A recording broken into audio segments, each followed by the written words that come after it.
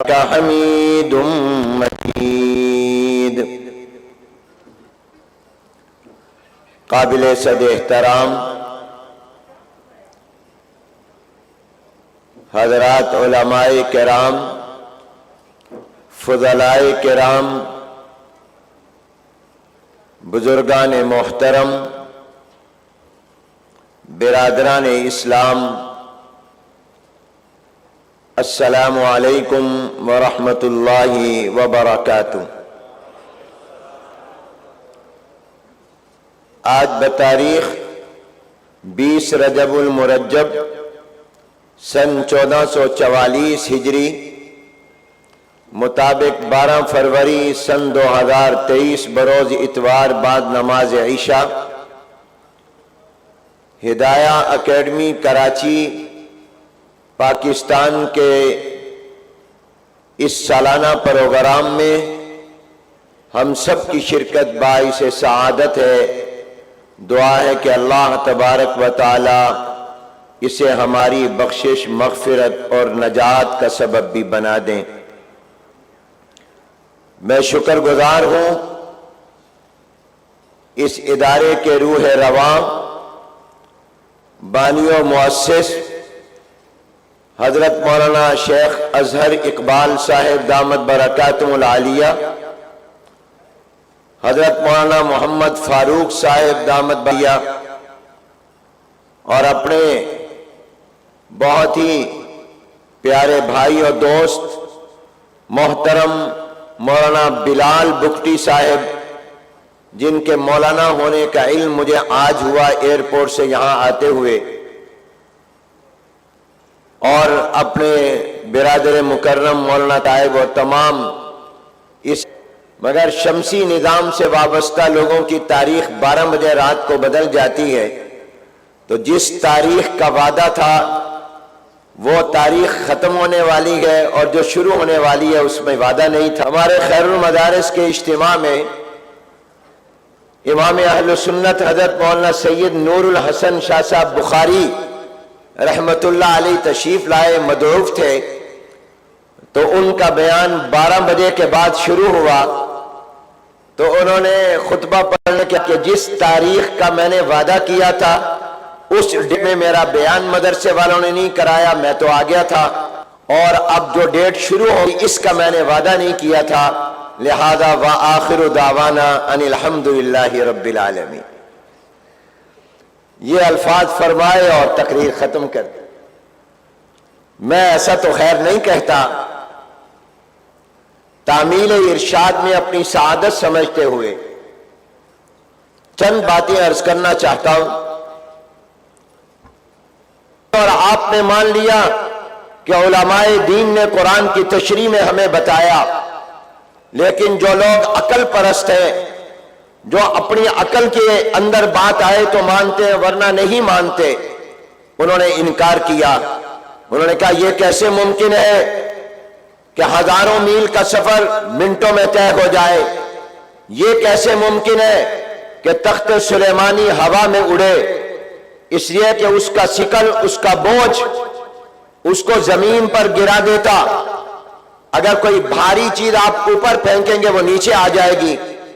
زمین میں اللہ نے مقناطیسی طاقت رکھی ہے، وہ اپنی طرف کھینچ لیتی ہے، تو اس لیے عقل انسانی نے انکار کیا، عقل پرستوں نے مانا نہیں، خدا پرستوں نے مان لیا، عقل پرستوں نے انکار کیا کہ ہماری عقل اس بات کو قبول نہیں کرتی کہ تخت سلیمانی ہوا میں اڑتا تھا، اس کا انکار کیا۔ لیکن جب سائنسدانوں نے ہوائی جہاز ایجاد کیا، وہ ہوائی جہاز جس میں سینکڑوں مسافر سوار ہوتے ہیں، وہی ہوائی جہاز جس میں پیٹرول ہوتا ہے، وہ ہوائی جہاز جس کا اپنا انجن ہوتا ہے، وہ ہوائی جہاز جس میں جتنے مسافر ہیں ہر مسافر کا اپنا سامان ہوتا ہے، اور فی مسافر 40 کلو، 50 کلو، 60 کلو اس کا وزن ہوتا ہے سامان کا، اور پھر اس میں لوگ سوار بھی ہوتے ہیں، مگر وہ ہوائی جہاز زمین پر گرتا نہیں ہے، فضا میں اڑتا رہتا ہے اور وہ ہزاروں میل کا سفر گھنٹوں میں طے، سینکڑوں میل کا سفر منٹوں میں طے کر لیتا ہے، اور وہ اپنے ثقل کے باوجود اور زمین کی مقناطیسی طاقت کے باوجود وہ زمین پر نہیں گرتا بلکہ اڑتا چلا جاتا ہے، تو پھر عقل انسانی ماننے پر مجبور ہو گئی کہ اگر آج کا انسان، اگر آج کا سائنسدان اگر عقل کو استعمال میں لا کر ہوائی جہاز کے ذریعے فضا میں اڑ سکتا ہے ہزاروں گھنٹوں میں، اور وہ ہوائی جہاز پر نہیں گرتا، تو جس اللہ نے انسان کو یہ عقل دی ہے، جس اللہ نے انسان کو یہ دماغ دیا ہے، تو یہ شعور اور فہم اور ادراک دیا ہے، کیا وہ اللہ اس بات پر قادر نہیں ہے؟ جس نے عقل کو پیدا کیا ہے، وہ جس نے دماغ کو پیدا کیا ہے، یہ سائنسدان عقل کا خالق نہیں ہے، یہ انسان عقل کا خالق نہیں ہے، یہ عقل کا مالک نہیں ہے، اس کی عقل اپنی نہیں ہے، اللہ کی دی ہوئی ہے۔ تو جس اللہ نے انسان کو عقل دی ہے، وہ اپنی عقل کی بنیاد پر اور اپنی تحقیق کی بنیاد پر اگر ہوا میں اڑ سکتا ہے، تو اللہ قادر ہے کہ وہ اپنے پیغمبر کے تخت کو بغیر پیٹرول کے، بغیر انجن کے اور بغیر کسی مشین کے ہوا میں اڑا دے، اور گھنٹوں میں، منٹوں میں وہ ہزاروں میل کا سفر، لاکھوں میل کا سفر طے کر لے اور وہ زمین پر نہ گرے۔ جب ہوائی جہاز ایجاد ہوا تو سلیمان علیہ السلام کا معجزہ، تخت سلیمانی کا ہوا میں اڑنا، عقل انسانی نے مانا اور عقل انسانی اس کو ماننے پر مجبور ہو گئی۔ ابراہیم علیہ السلام نے تعمیر کعبہ کے بعد آواز لگائی، حج کے لیے آؤ۔ اللہ نے آپ کی آواز مشرق سے مغرب، جنوب سے شمال، زمین سے آسمان تک پہنچائی۔ جن کی قسمت میں حج لکھا تھا وہ اگر پیدا بھی نہیں ہوئے تھے، وہ اپنی ماں کے رحم میں تھے، تب بھی انہوں نے اس کو سنا اور لبیک کہا۔ اب لوگوں نے عقل کی بنیاد پر انکار کیا ابراہیم علیہ السلام کے اس معجزے کا، کہ ابراہیم علیہ السلام کی آواز تو پوری مکے میں نہیں جا سکتی تھی، اس زمانے میں لاؤڈ سپیکر نہیں تھا، کوئی چیز نہیں تھی، حضرت ابراہیم علیہ السلام کی آواز پوری دنیا میں کیسے پہنچ گئی؟ میں نے اور آپ نے تو مان لیا اس لیے کہ ہم نے تو اہل علم سے سنا، ہمارے سامنے اس کے حوالے آئے، لیکن عقل پرستوں نے انکار کیا۔ مگر جب سائنسدانوں نے ریڈیو ایجاد کیا اور ریڈیو کے ذریعے انہوں نے فضا میں لہروں پر کنٹرول کر کے اپنی آواز کو ایک بند کمرے میں بیٹھ کر دنیا کے کونے کونے میں پہنچایا۔ آج کراچی میں آپ بند کمرے میں بیٹھ کر، بیڈ روم میں بیٹھ کر وائس آف امریکہ کی خبریں سن رہے ہیں، آپ بی بی سی لندن سے نشر ہونے والی خبریں براہ راست اسی وقت میں سن رہے ہیں جبکہ وہ آدمی لندن میں بیٹھا ہے، وہ امریکہ میں بیٹھا ہے۔ اگر آج کا سائنسدان اور آج کا انسان لہروں پر کنٹرول کر کے اس فضائی نظام، ربانی نظام کو استعمال میں لا کر ریڈیو کے ذریعے اپنی آواز دنیا کے کونے کونے میں پہنچا سکتا ہے، تو جس اللہ نے انسان کو یہ عقل دی ہے، جس اللہ نے انسان کو یہ دماغ دیا ہے، کیا وہ اللہ اس پر قادر نہیں ہے کہ وہ اپنے پیغمبر کی آواز کو، حضرت ابراہیم علیہ السلام کی آواز کو بغیر ریڈیو کے، بغیر کسی مشین کے، جس کے کنٹرول میں کائنات کا نظام ہے، وہ پوری دنیا میں ابراہیم علیہ السلام کی آواز بغیر ریڈیو کے پہنچا دے؟ حضرت عمر بن خطاب رضی اللہ تعالیٰ عنہ حضور علیہ السلام کے منبر پر کھڑے مسجد نبوی میں مدینہ منورہ میں خطبہ جمعے کا ارشاد فرما رہے ہیں۔ ایک جمعے کے خطبے کے دوران فرماتے ہیں، یا ساریہ الجبل الجبل، اے ساریہ پہاڑ کی طرف متوجہ ہو جاؤ۔ جمعہ ختم ہوا، صحابہ نے پوچھا آج آپ نے خطبے میں الفاظ فرمائے جو اس سے پہلے کبھی نہیں فرمائے، اس کی وجہ کیا ہے؟ فرمایا جب میں جمعے کا خطبہ دے رہا تھا میں نے دیکھا مدینہ منورہ سے کئی میل دور مسلمانوں کا ایک وفد، ایک لشکر مجاہدین کا دشمنوں سے جہاد کر رہا ہے، دشمن پہاڑ کی طرف سے حملہ کرنے کا منصوبہ بنا رہا ہے، ان کی توجہ اور دھیان نہیں تھا، میری زبان سے نکلا پہاڑ کی طرف متوجہ ہو جاؤ، پہاڑ کی طرف متوجہ ہو جاؤ۔ وہ قافلہ جب واپس آیا انہوں نے کہا جمعے کا دن تھا، دوپہر کا یہ وقت تھا، ہمارے کانوں میں امیر المومنین کی آواز پہنچی کہ ادھر متوجہ ہو جاؤ، ہم نے تیاری کر لی، لڑائی ہوئی، اللہ نے ہمیں فتح عطا فرما دی۔ میں نے اور آپ نے تو مان لیا، کیونکہ ہم تو نقل والے تھے، یہ بات نقل ہوتی چلی آ رہی ہے، میں نے اور آپ نے تسلیم کر لیا، مگر عقل پرستوں نے انکار کیا۔ حضرت عمر رضی اللہ تعالیٰ عنہ نے مسجد نبوی میں منبر رسول صلی اللہ علیہ وسلم پر کھڑے ہو کر کیسے جنگ کا میدان کتنے میل دور دیکھ لیا، راستے میں پہاڑ ہے، راستے میں بلڈنگیں ہیں، کتنی عمارتیں ہیں، دیواریں ہیں، انہوں نے کیسے اس کو دیکھ لیا۔ لیکن جب سائنسدانوں نے ٹیلی ویژن ایجاد کیا، اور ٹیلی ویژن کے ذریعے آپ بیٹھے تو کراچی میں ہیں، بیٹھے تو اپنے بیڈ روم میں ہیں، آپ نے اپنا دروازہ بھی کمرے کا بند کیا ہوا ہے، مگر آپ لائیو وہاں پر جو پروگرام امریکہ میں ہے دیکھ رہے ہیں، برطانیہ کو دیکھ رہے ہیں، آسٹریلیا کو حرمین شریفین میں عمرہ اور طواف کرنے والوں کو دیکھ رہے ہیں، صلاۃ و سلام پیش کرنے والوں کو دیکھ رہے ہیں۔ اگر آج کا انسان اور آج کا سائنسدان ٹیلی ویژن کے ذریعے بند کمرے میں بیٹھ کر دور راست دیکھ سکتا ہے، تو جس اللہ نے انسان کو یہ عقل دی ہے، یہ دماغ دیا ہے، کیا وہ اس بات پر ہے کہ وہ مجھے اور آپ کو اور اپنے محبوب پیغمبر کے صحابی کو اور اپنے خاص طور پر پیغمبر کے غلام عمر بن خطاب رضی اللہ تعالیٰ عنہ کو جنگ کا میدان بغیر ٹیلی ویژن کے دکھا دے؟ عقل انسانی اس کو ماننے پر مجبور ہوئی۔ میں ایک دن سفر کر رہا تھا، مجھ سے ایک آدمی نے کہا کہ یہ جو آتا ہے وَمَا مِن دَابَّةٍ فِي الْأَرْضِ إِلَّا عَلَى اللَّهِ رِزْقُهَا، یہ ہے کہ اللہ سب کی سنتا ہے، ہر ایک کی ہر وقت سنتا ہے، ارے اللہ اس کی سنتا ہے۔ آپ پکاریں، میں پکاروں، جب بھی پکاریں لاکھوں کروڑوں اربوں خربوں انسانوں کی سنتا ہے، یہ کیسے ممکن ہے؟ تو میں نے اس سے کہا، میں نے کہا دیکھیں نیویگیشن سسٹم آ گیا، اب تو موبائلوں میں بھی آ گیا، پہلے شروع میں گاڑیوں کے اندر تھا، آپ نے جہاں جانا ہے آپ اپنا ایڈریس اس پہ ڈال دیتے ہیں، آپ اس پہ اپنا ایڈریس فیڈ کر دیتے ہیں، آپ نے جہاں جانا ہے اس کا کوڈ ڈال دیتے ہیں، اور آپ اپنی گاڑی ڈرائیو کر رہے ہیں اور آپ کا موبائل آپ کو بتا رہا ہے دائیں مڑو بائیں مڑو۔ کتنے لوگ ہیں، لاکھوں کروڑوں انسان بیک وقت نیویگیشن استعمال کر رہے ہیں، اور وہ نظام ہر ایک کی رہنمائی کر رہا ہے۔ اگر آپ غلطی کرتے ہیں وہ واپس کہتا ہے یو ٹرن لے لیں، وہاں سے آپ مڑ جائیں، متبادل راستہ آپ کو بتاتا ہے۔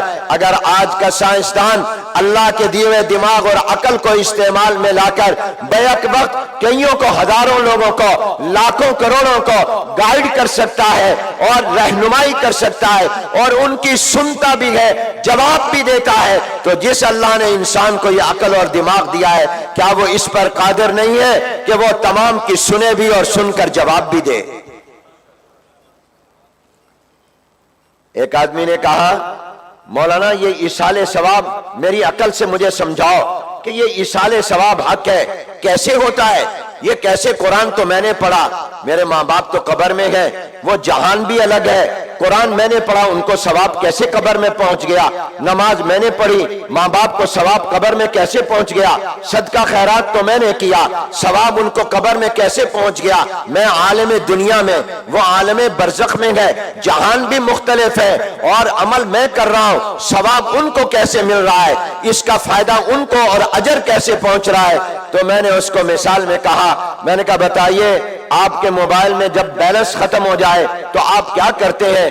کہا کہ میں اپنے دفتر ٹیلی فون کرتا ہوں، اپنے بیٹے کو کہتا ہوں میں کراچی میں ہوں، وہ اسلام آباد میں، میں کراچی میں ہوں، میرا ملازم لاہور میں، میں کراچی میں ہوں، وہ پشاور میں، میں برطانیہ میں ہوں، اور میرا ساتھی دفتر پاکستان اور کراچی میں۔ میں اس کو کہتا ہوں میرے موبائل میں ایزی لوڈ کروا دو، میرے موبائل کے اندر اتنے پیسے ڈلوا دو، 1000 روپے ڈلوا دو، 2000 روپے ڈلوا دو۔ میں جب اس کو کہتا ہوں کہ مجھے ڈلوا دو، وہ کہتا ابھی پیسے آئے آپ کے موبائل میں، 1 منٹ کے بعد میں لندن میں بیٹھا ہوں اور کراچی سے ایزی لوڈ میرے موبائل میں پہنچ جاتا ہے۔ میں نے کہا دیکھو وہ ملک الگ ہے، یہ ملک الگ ہے۔ اگر آج کا انسان سائنسدان اور سائنسدان اتنی ترقی کر گیا کہ وہ آپ کے موبائل میں جبکہ کوئی تار اس کے ساتھ نہیں لگی ہوئی، کوئی کنیکشن نہیں ہے، کوئی کیبل کا تعلق نہیں ہے، اگر آج کا انسان آپ کے فون میں اس ٹیکنالوجی کے ذریعے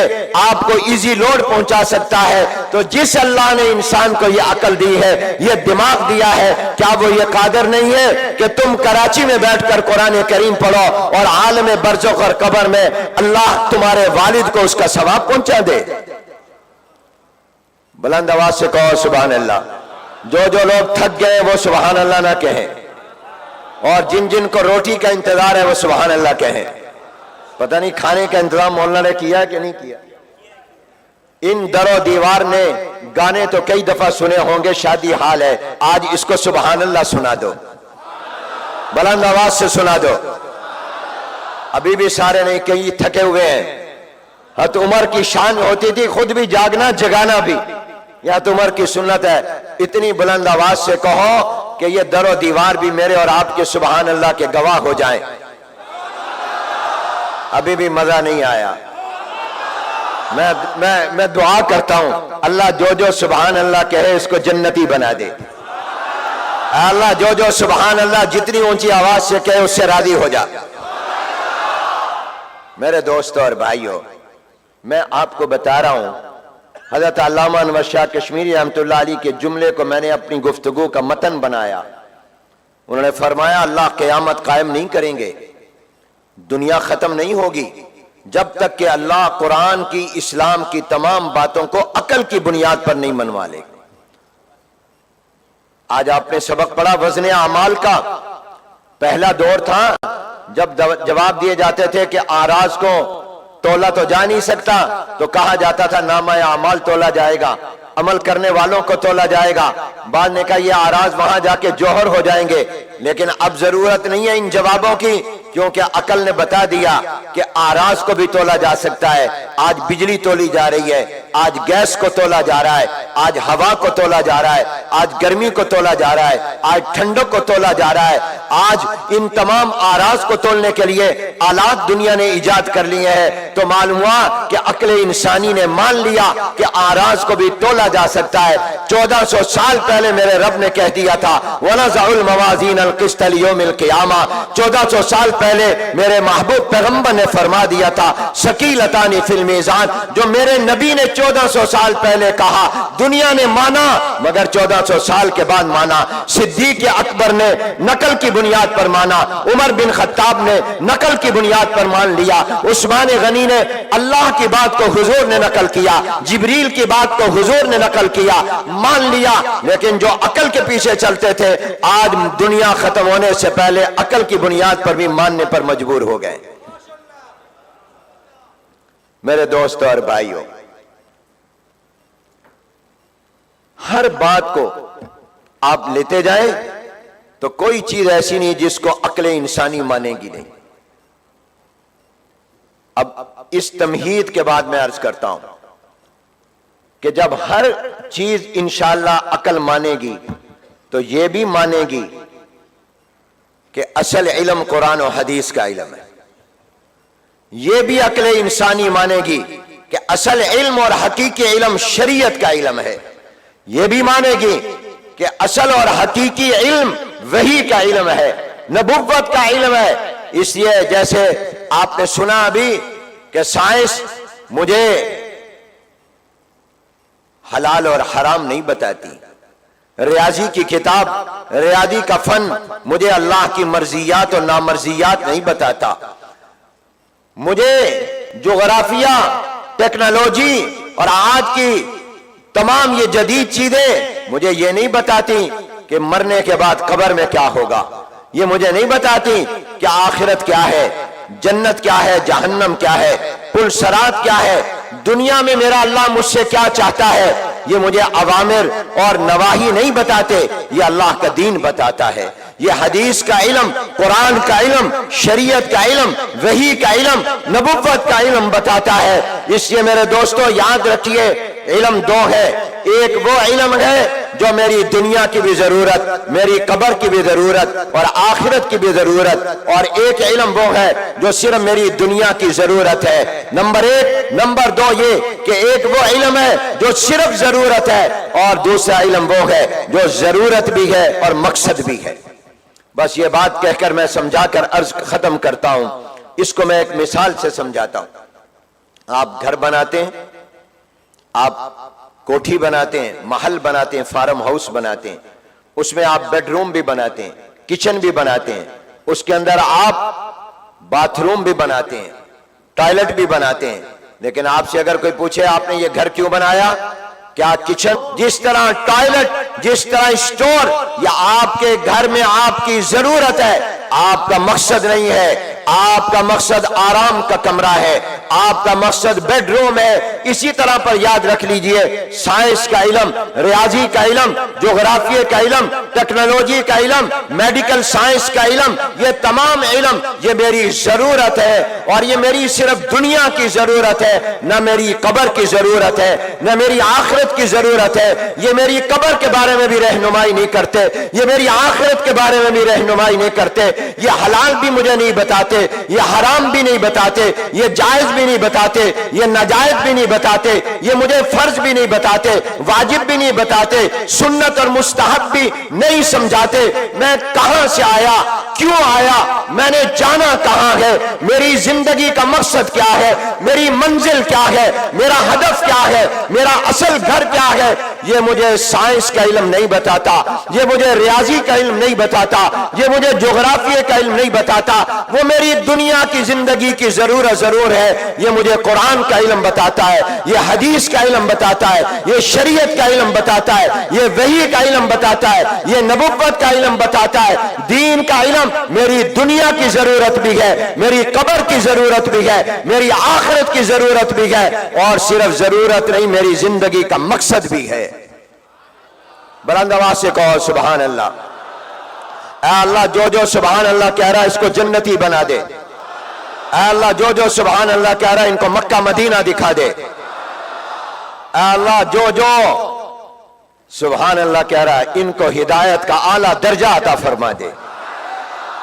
میرے دوستوں اور بھائیوں، ایک ضرورت کا علم ہے، اور وہ بھی صرف دنیا کی ضرورت، اور یہ بھی پتہ نہیں کہ وہ دنیا میں بھی کام آئے گا کہ نہیں آئے گا۔ کتنے ڈاکٹر، کتنے انجینئر، اللہ سب کی عمر میں برکتیں دے، پتہ تو کوئی نہیں، ڈگری مکمل کی، ابھی مکمل ہونے کے قریب ہوئی، دنیا سے چلے گئے۔ اب قبر میں کیا اس نے کام دیا؟ ہاں قرآن پڑھتا ہوا دنیا سے چلا گیا تو یہ قرآن قبر میں پہنچ کر اس کا استقبال کرے گا، یہ علم اس کو کام آئے گا، دنیا میں بھی، قبر میں اور آخرت میں بھی کام آئے گا، اور یہ میری رہنمائی کرتا ہے۔ مدرسے کا علم آپ کی رہنمائی دنیا کے بارے میں بھی کرتا ہے، قبر کے بارے میں بھی کرتا ہے، آخرت کے بارے میں بھی کرتا ہے۔ یہ آپ کی زندگی کی ضرورت ہی صرف نہیں ہے، یہ آپ کی زندگی کا مقصد ہے۔ میں اس کی دلیل دیتا ہوں جو میں نے آیت مبارکہ پڑھی۔ بسم اللہ الرحمن الرحیم، الرحمن علم القرآن، خلق الانسان علمہ البیان۔ رحمان نے قرآن سکھایا، انسان کو پیدا کیا۔ ذرا غور کیجئے، یوں نہیں فرمایا اللہ علم القرآن، یوں نہیں فرمایا القہار علم القرآن، یہ نہیں فرمایا الغفار علم القرآن، یہ نہیں فرمایا الخالق علم القرآن، یہ نہیں فرمایا الرزاق علم القرآن، بلکہ الرحمن علم القرآن فرما کر اشارہ کیا کہ جس کو میں قرآن کا علم دوں وہ یقین کر لے کہ رحمان نے اپنی رحمت کی تجلیاں اس پر ڈال دی ہیں۔ بیت اللہ پر بھی اللہ کی رحمت کی تجلیاں آتی ہیں، مساجد پر بھی رحمت کی تجلیاں آتی ہیں، علم قرآن والوں پر بھی اللہ کی رحمت کی تجلیاں آتی ہیں۔ اور آگے فرمایا قرآن سکھایا، اب قرآن کے سکھانے کی نسبت اللہ نے اپنی طرف کی ہے، سبحان اللہ کہو۔ گویا قرآن کس نے سکھایا؟ اللہ نے سکھایا۔ گویا اس قرآن کے علم کے سب سے پہلے معلم اللہ تعالیٰ ہے۔ اور پھر آگے فرمایا خلق الانسان، انسان کو پیدا کیا۔ آپ سے میرا سوال ہے، یہ بتائیے انسان پہلے پیدا ہوتا ہے، قرآن کی تعلیم بعد میں لیتا ہے، یا قرآن کی تعلیم پہلے اور انسان کی پیدائش بعد میں؟ ذرا بتائیے۔ ہے انسان آپ پیدا پہلے ہوئے، میں پیدا پہلے ہوا، قرآن میں نے بعد میں پڑھا۔ تو ہونا یہ چاہیے تھا کہ قرآن میں یوں ترتیب ہوتی، الرحمن خلق الانسان علم القرآن، رحمان نے انسان کو پیدا کیا، قرآن سکھایا، کیونکہ ترتیب یہی تھی۔ خارج میں یہی ترتیب ہے تو ذکر میں بھی یہی ترتیب آتی، بیان میں بھی یہی آتی۔ انسان کی پیدائش پہلے ہے، تعلیم قرآن بعد میں ہے، مگر اللہ نے تعلیم قرآن کو پہلے بیان کیا، تخلیق انسانی کو بعد میں بیان کیا۔ اللہ اس میں کیا نکتہ ہے؟ غور کرنے سے جواب ملتا ہے، میں نے انسان کو پیدا کرنے سے پہلے انسان کی پیدائش کا مقصد پہلے بتا دیا، کیونکہ مقصد پہلے بتا دیا جاتا ہے، مقصد پہلے بتا دیا جاتا ہے۔ حضرت مولانا نے ارادہ کیا ہوگا تو پہلے مقصد، میں ہدایت اکیڈمی کیوں بنا رہا ہوں؟ ہمارا پاکستان ابھی بنا نہیں تھا، اس کے مقصد کا اعلان پہلے ہو گیا تھا۔ آپ کو یاد ہے اس کا مقصد کا کیا اعلان ہوا تھا؟ کیا؟ ذرا اونچی آواز سے کہہ دو۔ میں آپ سے کہلواتا ہوں، کیونکہ بہت سے بیمار یہ کہتے ہیں یہ بنا تھا معاشی ضرورت تھا، یہ کوئی اسلام کے لیے نہیں بنا تھا۔ تو کیا روٹی متحدہ ہندوستان میں نہیں مل سکتی تھی؟ پاکستان بنا بعد میں ہے، اس کا مقصد کا اعلان پہلے ہوا۔ آپ ذرا ان کو جواب دینے کے لیے اتنی بلند آواز سے تو کہہ دو کہ ڈیفنس میں چلا جائے، کہو پاکستان کا مطلب کیا؟ اور نہیں، اور مجاہدوں کی طرح جواب دو، پاکستان کا مطلب کیا؟ پاکستان کا مطلب کیا؟ یہ لا الہ الا اللہ محمد الرسول اللہ کے لیے بنا ہے، روٹی کپڑا مکان کے لیے نہیں بنا، یہ ہماری معاشی ضرورتوں کے لیے نہیں بنا، یہ ہماری کرسی اور اقتدار کے لیے نہیں بنا۔ وہ متحدہ ہندوستان میں مل سکتا تھا دوبارہ اقتدار، یہ اللہ کے دین کے لیے بنا، پاکستان بعد میں بنا، مقصد کا اعلان پہلے۔ اللہ نے انسان کی پیدائش کا ذکر بعد میں، تعلیم قرآن کا ذکر پہلے کر کے بتا دیا، انسان میں تجھے قرآن کے لیے پیدا کر رہا ہوں۔ حضور علیہ السلام اس کائنات کا خلاصہ اور روح اور جان اور مقصد ہے، اور اللہ نے حضور کے جو مقصد بیان کیے وہ کیا کیے؟ لَقَدْ مَنَّ اللَّهُ عَلَى الْمُؤْمِنِينَ إِذْ بَعَثَ فِيهِمْ رَسُولًا مِّنْ أَنفُسِهِمْ يَتْلُو عَلَيْهِمْ آيَاتِهِ وَيُزَكِّيهِمْ وَيُعَلِّمُهُمُ الْكِتَابَ وَالْحِكْمَةَ۔ حضور علیہ السلام کی زندگی کا مقصد اللہ نے قرآن اور قرآن کا علم، تلاوت آیات، قرآن کا علم، سنت کا علم اور تزکیہ، اس کو اللہ نے فرمایا، اور حضور کی زندگی کا مقصد وہ ہے جو اس کائنات کا مقصد ہے۔ تو لہذا نتیجہ یہ نکلا کہ میری اور آپ کی زندگی کا مقصد ہے اللہ تعالیٰ، اس کی رضا۔ ہم آئے کہاں سے تھے؟ آپ کہیں گے مولانا آپ تو ملتان سے آئے ہیں۔ نہیں، میں اور آپ اصل کہاں سے آئے ہیں؟ کہو جنت سے۔ کہاں سے آئے ہیں؟ بلند آواز سے کہہ دو، اونچی آواز سے کہہ دو۔ آدم و حوا علیہ السلام کہاں تھے؟ تو ہمارا اصلی گھر کون سا ہے؟ جہاں سے ابا جی اور امی آئے تھے وہی گھر ہے، وہاں واپس جانا ہے۔ وہاں لے کر کون جائے گا؟ ریاضی کا علم لے کر جائے گا، سائنس کا علم لے کر جائے گا، وہاں قرآن اور حدیث کا علم لے کر جائے گا۔ اگر واپس اپنے گھر جانا ہے تو قرآن و حدیث کا علم حاصل کرنا ہوگا۔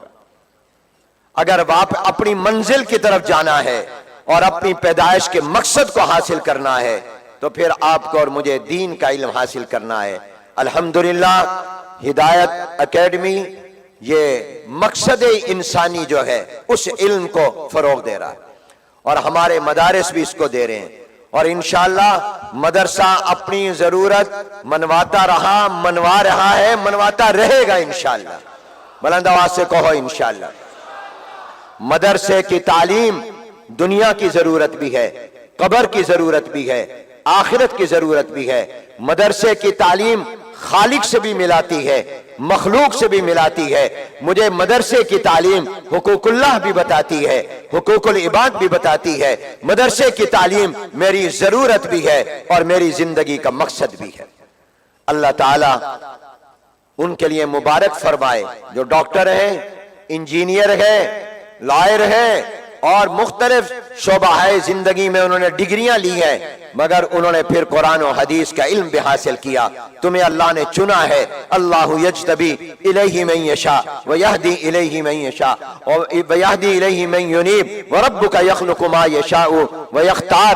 یہ فیصلے فرش پر نہیں ہوتے، یہ عرش پر ہوتے ہیں کہ کس کو میں نے دین دینا ہے۔ دنیا اللہ اپنے دوست کو بھی دیتا ہے، دشمن کو بھی دیتا ہے۔ اللہ نے دنیا سلیمان علیہ السلام کو بھی دی ہے، یوسف علیہ السلام کو بھی دی ہے، داؤد علیہ السلام کو بھی دی ہے، اور اللہ نے فرعون کو بھی دی ہے، قارون کو بھی دی ہے، حامان کو بھی دی ہے، مگر اللہ نے دین اسی کو دیا جس سے اللہ محبت کرتا ہے۔ معلوم ہوتا ہے اللہ کو آپ سے محبت ہے، اللہ نے آپ کو چنا ہے۔ اس لیے میں اس ادارے کو خراج تحسین پیش کرتا ہوں، اور اللہ تعالیٰ ان کے اس کو قبول فرمائے، اور یہ قبول ہی قبول ہے، تبھی تو ترقی کر رہا ہے۔ میرے دادا حضرت مولانا خیر محمد صاحب جالندری رحمت اللہ علیہ فرمایا کرتے تھے، اگر ایک نماز کے بعد دوسری نماز کی توفیق ہو جائے، فجر کی نماز پڑھی پھر ظہر کی نماز پڑھنے کی توفیق ہو گئی تو اطمینان کر لو فجر قبول ہو گئی۔ اگر فجر قبول نہ ہوتی تو اللہ ظہر کے بعد اپنے دربار میں نہ بلاتا۔ تو ایک نماز کے بعد دوسری نماز، ایک نیکی کے بعد دوسری نیکی، پہلی کے قبول ہونے کی نشانی ہے، پہلی کے قبول ہونے کی دلیل اور علامت ہے۔ ہدایہ اکیڈمی کی یہ ترقی، یہ عند اللہ اس کی قبولیت کی نشانی ہے، قبولیت کی دلیل ہے۔ مدارس الحمدللہ بڑھ رہے اور ترقی کر رہے ہیں، آپ خوش ہوں گے۔ ابھی بتا رہے تھے مولانا کہ کتنے عالم اور حافظ بنے۔ میں آپ کو عرض کرتا ہوں وفاق المدارس کا خادم ہوں، گزشتہ سال وفاق میں امتحان دینے والوں کی تعداد 4,75,000 تھی، اس سال 50,000 کا اضافہ امتحان دینے والے درجوں میں ہے۔ 5,25,000 طلبہ اور طالبات پاکستان میں وفاق کے تحت امتحان دے رہے ہیں۔ بلند آواز سے کہو سبحان اللہ۔ اور صرف پاکستان میں نہیں، پاکستان کے باہر کے ملکوں میں بھی الحمدللہ وفاق امتحان لے رہا ہے۔ اور آپ خوش ہوں گے کہ اس سال ہمارے وفاق کے تحت اور ہمارے مدرسوں میں جو قرآن کے حافظ بن کر بچے بچیاں جا رہے ہیں، پچھلے سال 1,000 کم 90,000 تھے، 89,000 تھے، اور اس سال جو قرآن کے حافظ آج کل امتحان دے رہے ہیں اور اس ایک سال میں قرآن کے حافظ بچے بچیاں بنے، ان کی تعداد الحمدللہ 1,00,000 ہے، 1,00,000۔ بلند آواز سے کہو سبحان اللہ۔ جس کو خوشی ہوئی ہے وہ سبحان اللہ کہہ دے۔ اے اللہ جو سبحان اللہ کہہ رہا ہے ان کو قرآن کے حافظوں کے ساتھ جنت میں جمع کر دیجئے۔